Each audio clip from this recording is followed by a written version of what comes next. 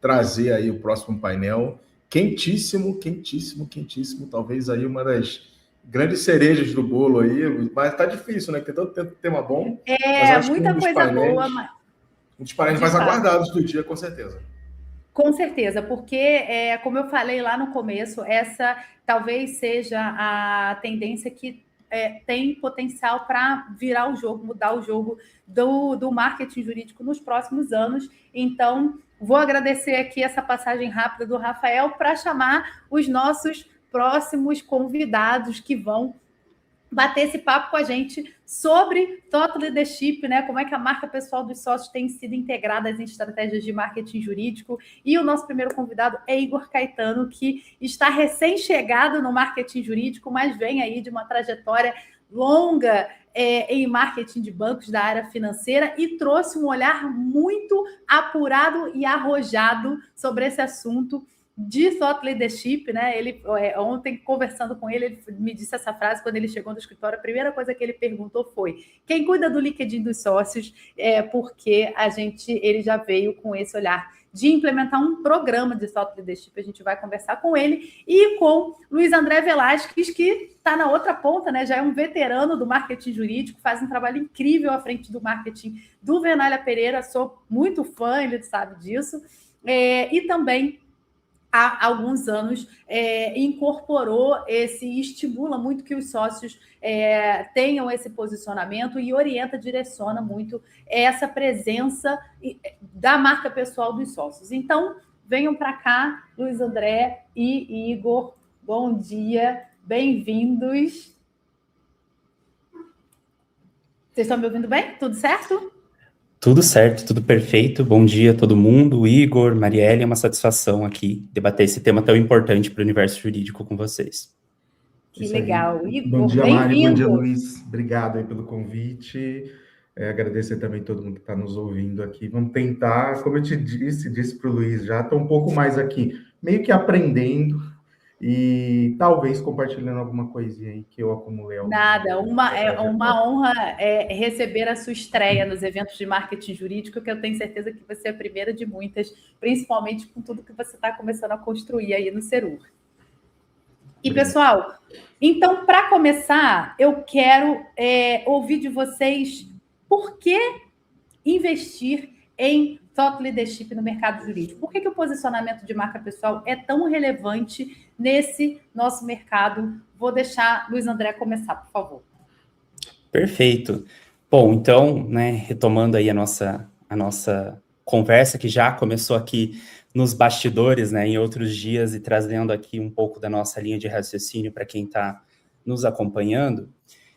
Quando a gente fala de Thought Leadership, que particularmente é um dos temas que eu mais gosto aí de explorar, de estudar e de falar no dia a dia, a gente está falando de uma marca pessoal integrada à estratégia geral de marketing jurídico, né? Nós não estamos falando ali só sobre vaidade, né, mas de sobrevivência e também de diferenciação competitiva aí no mercado que a gente vive.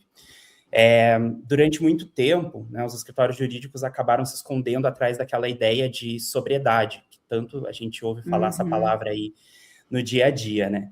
Mas hoje o mercado, ele não quer só contratar um escritório de renome, um escritório que seja sóbrio ou tradicional, né, como muitos costumam dizer. O mercado tem buscado especialistas, tem buscado pessoas que entendem genuinamente a dor, né, daquele tomador de decisão, como é o caso aqui do escritório.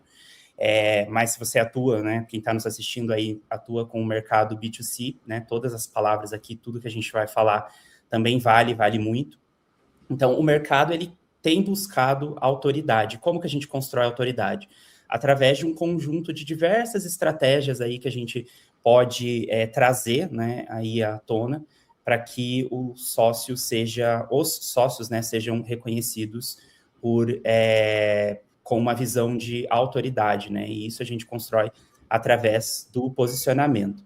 Então, Mari e Igor, né, no meio disso tudo eu digo que o marketing jurídico evoluiu, né, de uma função de suporte para uma função de estratégia de negócios. Eu acho que isso é uma coisa que eu tenho acompanhado aí nos últimos anos, né? Eu vi o marketing jurídico crescer no Brasil, né, e hoje conquistar essa posição estratégica, tanto que, né, muito nos honra ter pessoas como o Igor, que veio aí do mercado financeiro, né, com uma super experiência para dentro do jurídico, porque, inclusive, vou até, né, pontuar aqui de forma muito breve, eu não gosto muito também desse termo marketing jurídico, eu acho que é marketing, tudo é marketing, sabe? Perfeito. A gente está atuando no jurídico, mas a gente está falando sobre marketing como um todo, a gente tem ali regras, diretrizes específicas que a gente precisa cumprir, mas marketing, né, o marketing é marketing.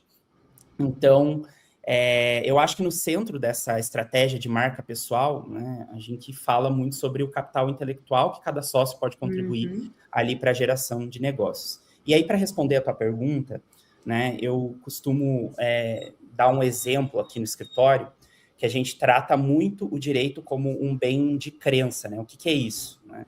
É diferente de um produto que você pode levar para casa, você pode testar antes de levar para casa, né? Ou até outros tipos de serviços que não têm esse alto valor agregado, como é o serviço jurídico, né? O jurídico é contratado ali com base quase que na percepção exclusiva de competência, mais nada. E para a gente conquistar essa percepção de competência do nosso público, não tem nenhuma fórmula mágica, só através do posicionamento. Tá? E quando a gente fala de posicionamento, muitos podem acabar confundindo aí e pensar que só existem estratégias no ambiente online. Pelo contrário, o ambiente online é um dos canais que você pode se posicionar. Né? Então, a gente tem visto aí muitas pessoas focando só no online, se está dando certo, continue, mas eu vejo que outras estratégias aí, mais old school, né, têm sido deixadas de lado, né? Então, às vezes, ter essa interação presencial, enfim, tem uma gama aqui de estratégias que podem ser usadas. E não só aqui no nosso Brasilzão, mas pensando aí numa escala global, eu tenho visto muitos especialistas falarem que a grande tendência aí para o momento é o H2H, né, que seria aqui numa tradução livre para o português, a relação humano para o humano. E isso vale também para quem atua no mercado B2B, empresa para empresa. Eu costumo dizer que as pessoas esquecem, né, Mari e Igor, que por trás de um CNPJ tem pessoas. Então, é tudo sobre pessoas, né? Eu costumo dizer isso. Então, por incrível que pareça, mesmo a gente vivendo ali numa era, né, onde a gente tem essa infoxicação, altas tecnologias, a gente tem inteligência artificial ali para, né, ajudar os advogados na produção das peças jurídicas, muitos softwares hoje de automação que a gente tem visto, né, aí no nosso mercado. O que vai sobrar como diferencial? É a marca pessoal, é o relacionamento, é a interação. Então, eu sou um entusiasta da tecnologia, tá? Inclusive, no escritório, ano passado, eu assumi o braço de inovação, né, em duas frentes, inovação tech e inovação CX, né, de experiência do cliente, porque eu acredito, sou fã e acho que esse é o futuro, mas eu vejo que muitas pessoas têm ido para um lado onde elas esquecem que, na verdade, é tudo sobre relacionamento. E o que vai restar é o relacionamento, né? E isso vai virar um diferencial, tá? Para quem ainda não se posiciona tanto no digital quanto nas mídias offline, precisa aí rever os seus conceitos e traçar um plano estratégico, porque não é alarmismo, vai ficar para trás mesmo, e assim, é um caminho sem volta, né? O que a tecnologia tem proporcionado aí para a gente. Então, eu acho que é isso, sabe, Mari? Eu acho que essa é a importância, né? E tudo isso a gente tem que pensar sempre numa estratégia que seja integrada. Então, pensando ali num ecossistema de estratégia de marca, né? Quando a gente fala muito sobre branding, as pessoas estão muito acostumadas a linkar automaticamente com o CNPJ, com a marca, né, jurídica, e esquecem da pessoa física.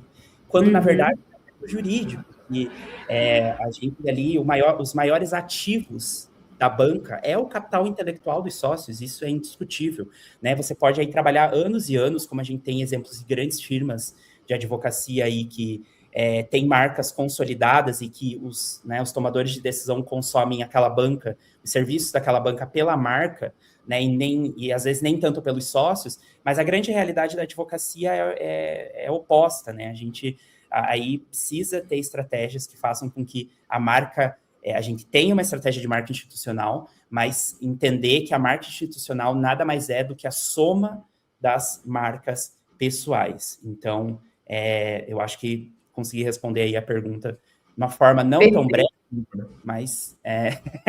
Não se preocupem, a gente quer ouvir vocês, porque esse é um tema que realmente, assim, precisa de ainda muita conversa e muita inspiração, né, para poder ser, de fato, incorporado ao mercado jurídico, diferentemente do que provavelmente o Igor viu nessa jornada aí, enfim, da trajetória dele no mercado financeiro e em outros mercados B2B, em que thought leadership já é, enfim, né, prática comum e consolidada. Não à toa, o Igor confidenciou para a gente que chegou no escritório perguntando sobre isso, né, Igor? Então, assim, como é que foi para você essa chegada, né? Então, devolver também para você a pergunta, por que esse posicionamento é importante, né? E qual foi a sua percepção quando você identificou o cenário do mercado jurídico em relação a esse tema? Legal, Mari. Bacana, Luiz, sua primeira resposta. Eu acho que foi estratégico ela colocar a gente perto do almoço, porque ela sabe que a gente vai ficar com fome e vai falar menos. Posto isso, Mari, eu ia falar exatamente, pegar um trechinho do que o Luiz falou, no sentido de... Eu até ia brincar com o nosso evento, né? Quando eu vejo tendências de marketing jurídico para 2026, na verdade, a gente está falando de marketing, né?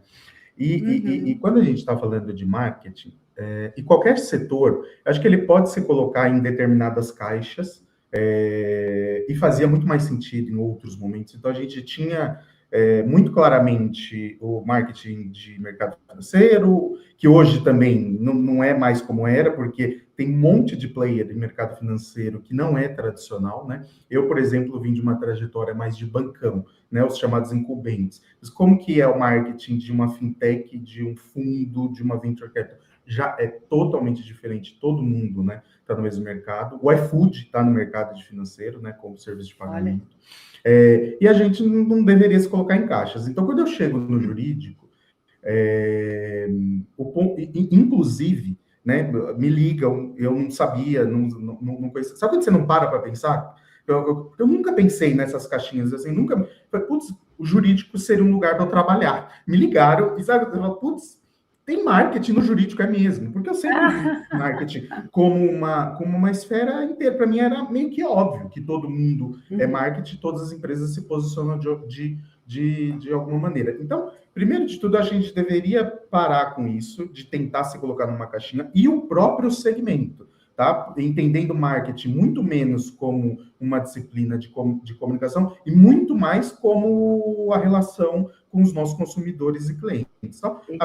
E aí, posto isso, né, o que é marketing no nosso entendimento? Eu simplifico na minha cabeça. Tá? Eu sempre entendo como um negócio da marca e para qual a gente vai trabalhar. Isso muda o jogo totalmente. Das pessoas e do nosso serviço. Então, pode ser produto, pode ser serviço, eu sempre chamo de serviço, porque eu acho que até produto atende um serviço, ainda que seja extremamente subjetivo, né?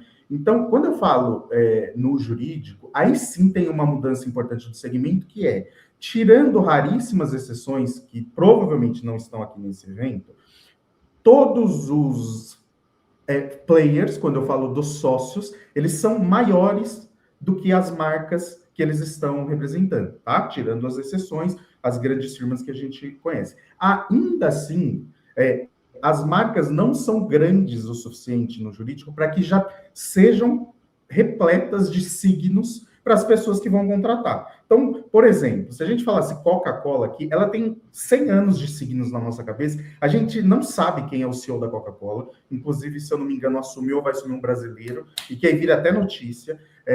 A gente não sabe quem são os diretores, quem é o board da Coca-Cola, tá? A não ser que a gente queira muito estude, porque a marca já é suficiente, ela já é grande para isso. No nosso caso, né, e eu já falei com vários sócios, eu falei assim, putz, a sua marca é muito maior do que a marca do Cerur e o que a gente está trabalhando. Então, a gente precisa fazer uma transferência de prestígio aqui. É você falando, é as pessoas, por meio do seu posicionamento, dos seus valores, do seu jeito, dos seus relacionamentos, né? O convidado anterior falou, o cara vai chegar aqui e falar, putz, eu vi uma tese que só vocês falaram. Então, isso vai trazer uma abertura para que a marca seja conhecida, para que a marca traga signos, e num primeiro momento, não dá para, vamos construir primeiro toda a estratégia da marca, e depois a gente posiciona os sócios, demoraria muitos anos, e talvez a gente ficasse irrelevante no mercado. Então, vamos fazer o contrário? Vamos por meio de todos os sócios, e aí a gente, na paralela, constrói a marca, para que um dia ela seja tão grande que nas empresas, ao se falar o nome do Vernalha ou do Cerulli, ele fala, pô, eu não preciso nem saber os sócios, porque eu sei exatamente o que essas marcas já me comunicam. Então, é verdade, não foi brincadeira. Quando eu cheguei, eu falei, putz, quem cuida do LinkedIn do sócio? Porque eu zapiei um ou outro e não gostei. Ah, não, ninguém cuida. Opa, então já acende um alerta. E assim, por último, para também não me alongar, como que o jurídico me achou, me fez me chamou para uma entrevista de emprego para eu trabalhar aqui? Pelo meu LinkedIn pessoal. Olha. Eu já me posicionei, eu já fazia. E aí, para quem está aqui nos acompanhando, quem vai acompanhar, se posicione independentemente até da marca que você está representando no momento. Por quê? Porque as pessoas precisam saber quem é você, além da marca. Qual é o seu posicionamento? Qual é o seu jeito? Porque amanhã eu estava em banco, agora eu estou em jurídico, amanhã o marketing vai me levar onde ele me levar. E onde eu puder trabalhar esse posicionamento. Então, isso é importante para todo mundo. Não só no marketing jurídico, não só para sócio, não só para executivo, mas de uma maneira geral para quem quer que as pessoas saibam o que ele tem a dizer. Mas não vai para outro setor, não, Igor. Você vai ver, o marketing jurídico é apaixonante. Você eu estou percebendo isso, Luiz. Você tenta sair, mas você não consegue. Não, eu nem tentei mais. Tem 10 anos que eu também entrei nesse mercado, e as outras pessoas... Até hoje as pessoas falam, mas, Mário, vocês trabalham só com jurídico? Eu falo, Aí perguntam, mas... Dava para você fazer outras coisas? Eu falei, dava, mas eu não quero. Eu adoro estar aqui. Então... Porque realmente, assim, também tem muita oportunidade, né? Para nós que somos aqui do marketing, enfim, que a gente consegue perceber o marketing para além do jurídico, a gente consegue perceber o quanto de oportunidade tem. O Luiz André, enfim, acompanha, né, essa evolução do marketing no jurídico, que tem sido muito rápida, e, de fato, esse assunto do thought leadership, ele tem muito potencial para expandir, como o Igor falou, não só para os sócios, mas realmente como uma diretriz para todo mundo que representa uma banca ou que representa a sua própria imagem profissional, né? Também é importante nesse sentido. Agora, trazendo um pouco assim, né? Estou vendo o pessoal, muitos comentários aqui, enfim, já essa primeira pergunta já foi super inspiradora, mas para a gente aterrizar um pouco essa conversa, eu sei que Igor chegou já implementando um programa de thought leadership envolvendo um monte, né, todos os sócios praticamente do escritório. O Luiz André tem uma orientação, um direcionamento mais específico ali para os sócios que dão nome para o escritório. E aí eu queria entender de vocês duas coisas.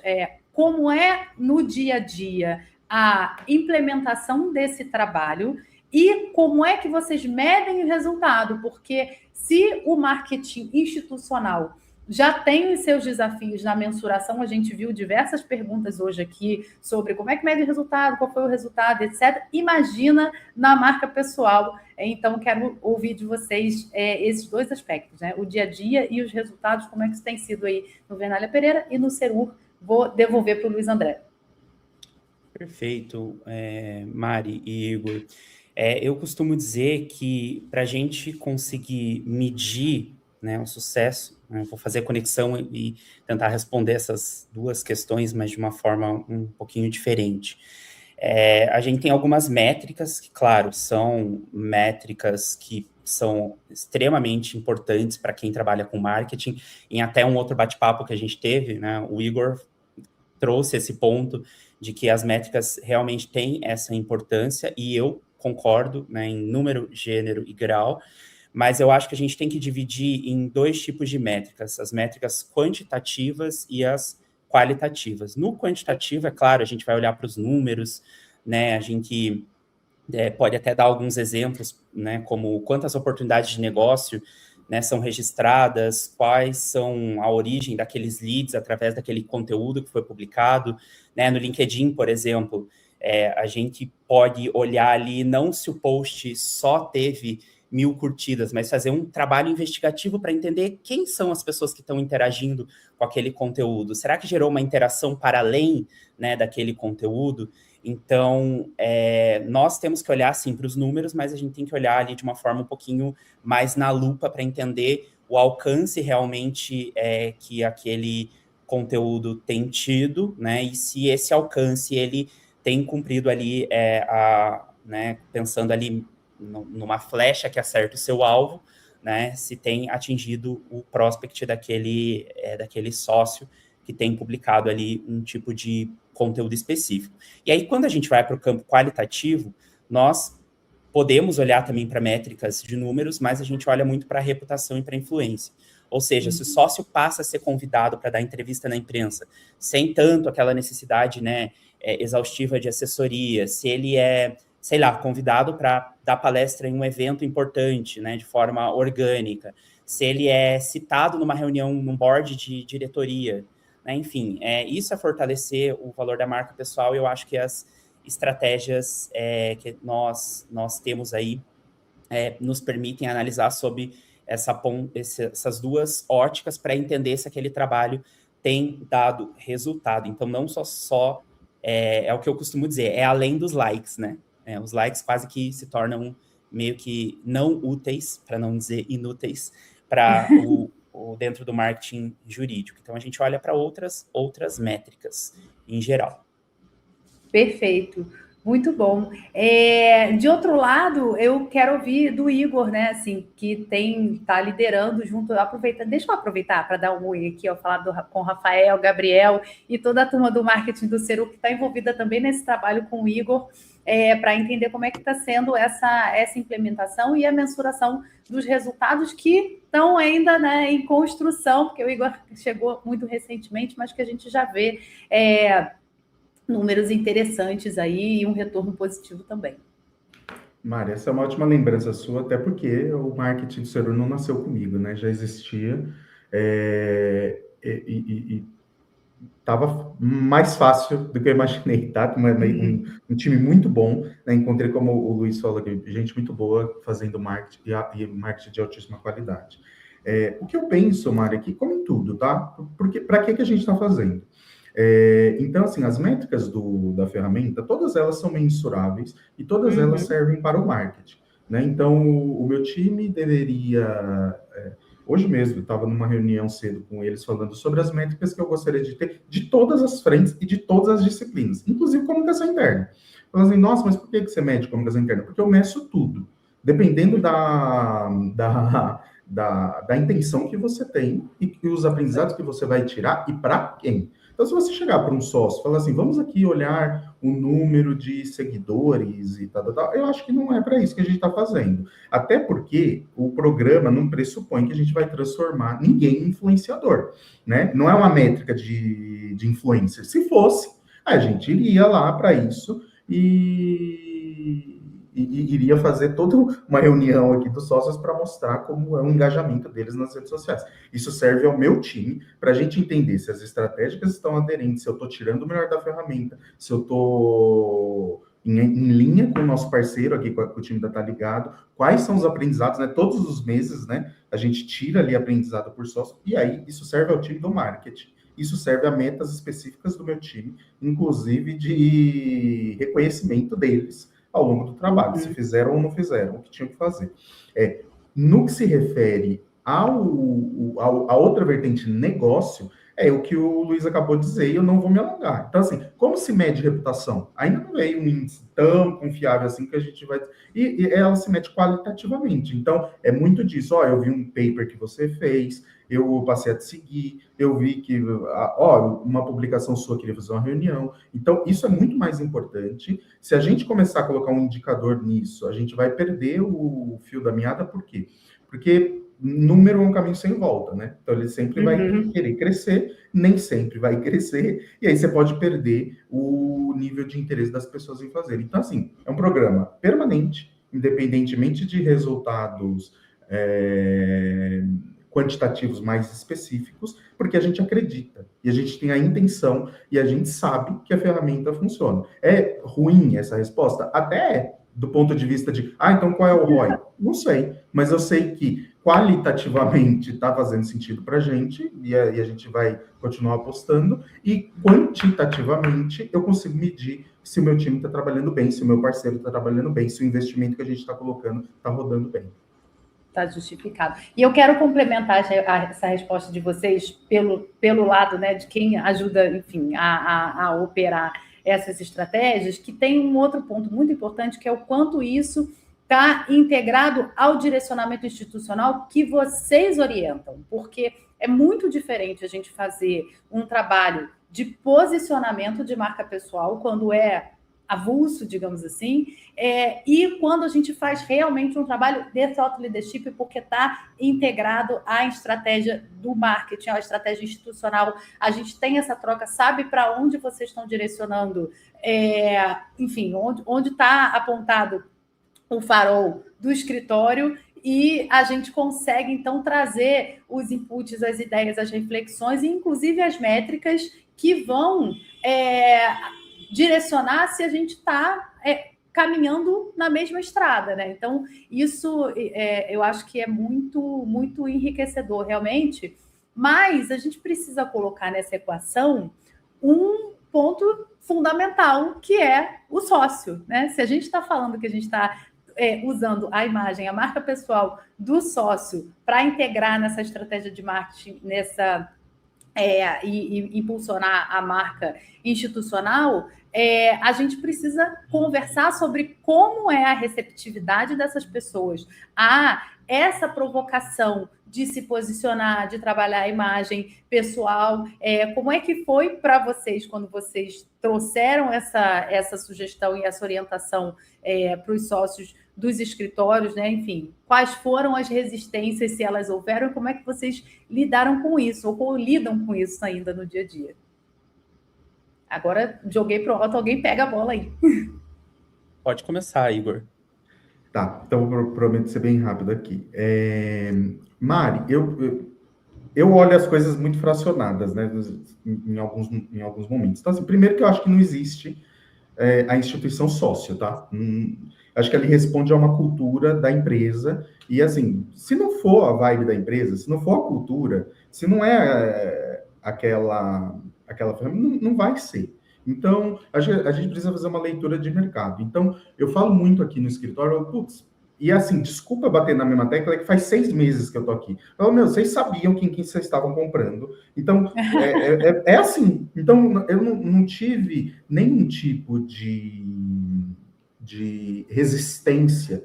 Por quê? Porque, basicamente, é uma das estratégias que o marketing acredita que deve fazer. Posto isso, a gente tem que entender, dentro da cultura, qual que é a personalidade de cada um. Então, assim, quem fala muito, vai falar muito. Quem fala pouco, vai falar pouco. Quem é de vídeo, é de vídeo. Quem é de só texto, é só de texto. Quem não fala de outras coisas, não fala de outras coisas. E aí, afinar. Então, eu não acredito que tem linha de chegada, tá? Então, assim, todos os meses a gente faz uma reunião. Tudo bem que a nossa parceria está inicial nesse programa, mas está longe de ser bom. E sempre vai estar. Porque sempre a gente vai perseguir alguma coisa nova, porque são pessoas ali que são mutáveis. Então, não tem assim, vamos dar uma bala de prata, porque é isso aqui que funciona com todos os sócios, ou com essa empresa. Então, é uma continuidade.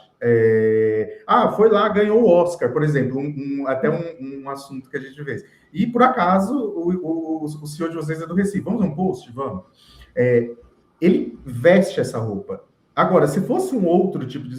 Não faria o menor sentido ele se posicionar aqui. Uhum. Então, eu acho que resistência haverá se não for parte da cultura daquela marca e da personalidade daquele sócio. Aí não faça, melhor ainda. Você vai pegar uma coisa a menos para você fazer no seu marketing, tem 500 mil coisas para você fazer e para você direcionar o seu investimento, né? Eu acredito que ele não deveria forçar, a gente deveria mostrar com dados ou quantitativos ou qualitativos, colocar o posicionamento, né, a ciência, por que o marketing acredita nisso, e ponto. ponto.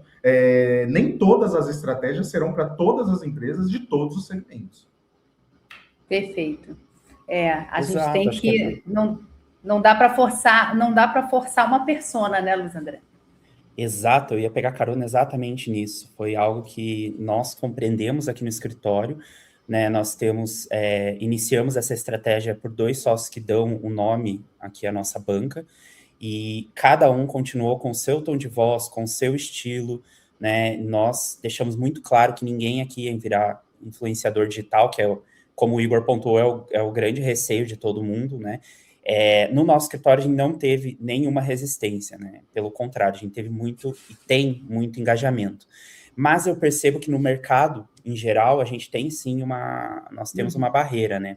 E como que a gente quebra essa barreira? Como o Igor falou, com dados, com educação, com estratégia, e entender se faz ou não sentido para aquele escritório de advocacia, né? Não é todo mundo que tem que ter o sócio, né, postando. Basicamente, o que a gente faz? A gente faz um trabalho de trazer, né, a essência da pessoa na vida, na interação ali dia a dia, na interação real para o digital, é isso.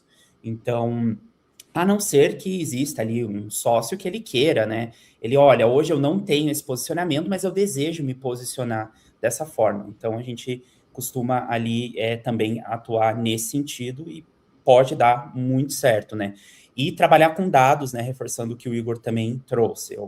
Contra dados, né? O receio ali costuma ceder. Então, é isso. É trabalhar com educação e estratégia para quebrar qualquer tipo de resistência que se tenha.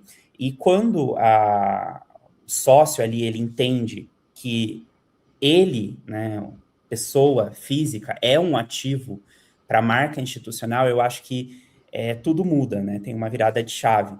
O problema é quando não há essa compreensão, que a gente tem essa separação, e na minha opinião, essa separação não existe. Como bem o Igor trouxe, essa instituição sócio que foi criado é algo que, na verdade, não deveria existir, né? As duas coisas se confundem, elas andam, né? A marca pessoal, a marca institucional, elas andam ali de forma conjunta, e aqueles que adotarem essas estratégias aí quanto antes for possível, certamente terão ali um diferencial competitivo para trabalhar como estratégia. Então, invistam na sua marca pessoal, né? Esse acho que é o recado aqui, a mensagem que fica.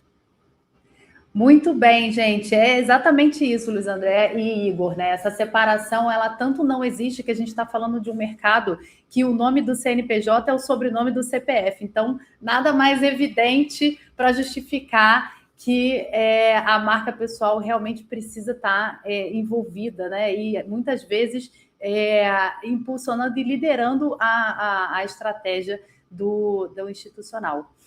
Meus amigos, eu poderia passar, não é nem um dia, eu poderia passar a semana conversando com vocês sobre isso. Vocês sabem que eu sou super entusiasta desse assunto. Quem já está aqui que me conhece também sabe que eu adoro falar sobre isso. Mas, infelizmente, o tempo do nosso painel acabou.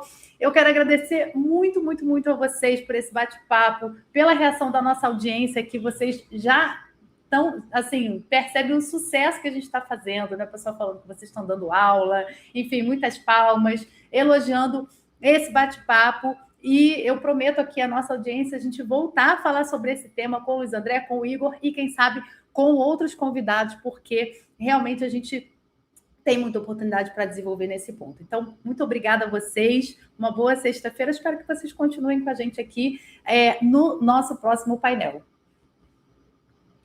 Obrigado, gente. Boa tarde, foi um prazer estar com vocês.